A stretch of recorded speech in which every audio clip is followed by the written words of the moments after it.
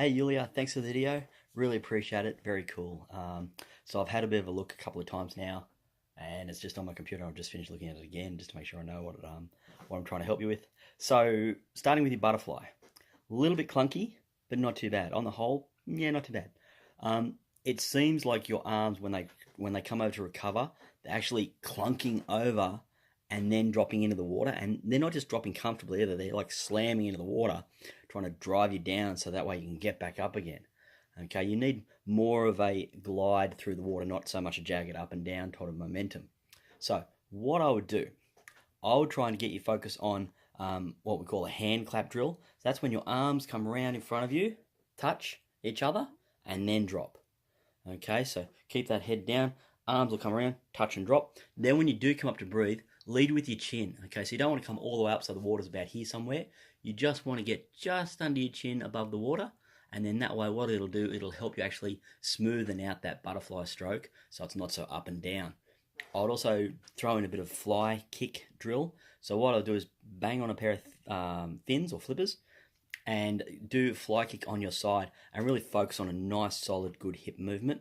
And then that way what'll happen is it'll help that second kick in your butterfly, because you've got a really good powerful first kick, and then the next one, like everybody, doesn't really, it's not really there. So you really need to sort of work on that other fly kick to get the power through. All right, so backstroke, nice on top of the water, everything looks really good. Under the water tells a little bit of a different story. So what you need to remember with your backstroke is when you're actually pulling, hand comes over, it's pull with a bent elbow, pull, then push. Okay, so the best way to learn that and to try and get that elbow and wrist in the right position would be to actually grab on lane ropes, if the lifeguards will let you, and just let your finger just grab into the tip and just pull down nice and close beside your body. Obviously, if you're in a lane by yourself, it's going to be a lot easier, but just go up and down on that lane rope a couple of times, and that'll also help you to sort of get that roll happening as well, and then that way you should be able to really easily figure out how close your hand should be. It doesn't want to be right in really, really close, but it's got to be further. It's not just a straight arm pull backwards, okay? You're trying to swim in backstroke that way, so you want to actually pull, then push down, and that'll help a lot. So your breaststroke, it seems like you've got a little bit of a timing issue, so you're not getting the full potential out of your timing and your glide that you could. I would try and encourage you to do what I'd call a 2 kick 1 pull drill. So that means for every 2 kicks you do 1 pull. And then that way, that'll help you to get that glide a little better on your second stroke. Okay, so it'll just make it seem so much easier.